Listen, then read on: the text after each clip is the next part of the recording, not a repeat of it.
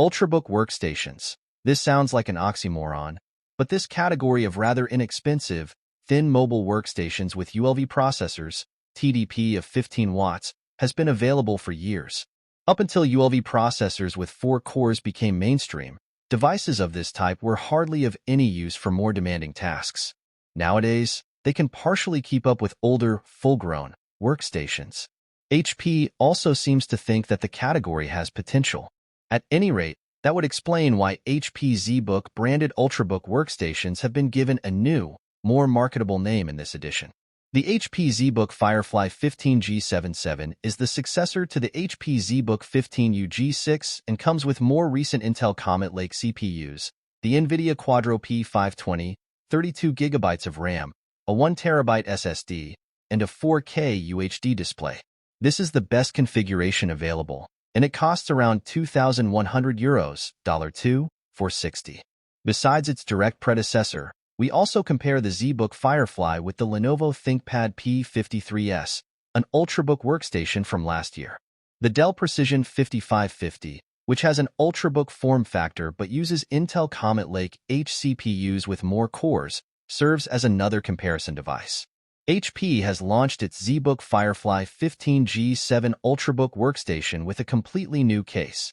The first widely visible change is the ZBook logo on the display lid, a stylized Z. There was an HP logo on the predecessor here, which is now only found on the inside on the display frame. Speaking of display bezels, these are much slimmer than on the predecessor. The LCD frame is black like the keyboard. The rest of the case is dark gray.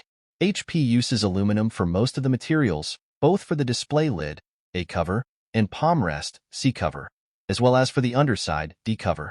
The display frame, B cover, and keyboard are made of plastic. HP also uses plastic for the inner structure, so this isn't a so-called unibody case. Nevertheless, stability is at a very high level. The C cover can't be indented anywhere, and pressure exerted on the display lid is not transferred onto the LCD panel. However, the base unit can definitely be twisted if you try, considering it's a metal case. Workmanship and feel, on the other hand, are top quality. The wide hinge has a firm grip on the screen. The display can be opened with one hand but, unfortunately, only up to about 165 degrees. Many other business laptops allow an aperture angle of 180 degrees. What's more, with the narrower LCD bezels, the dimensions have also shrunk significantly compared to the predecessor. The Lenovo ThinkPad P53s can also be beaten in the compactness category, but the ZBook Firefly 15G7 doesn't come close to the ultra-compact Dell Precision 5550. The situation looks different when it comes to weight.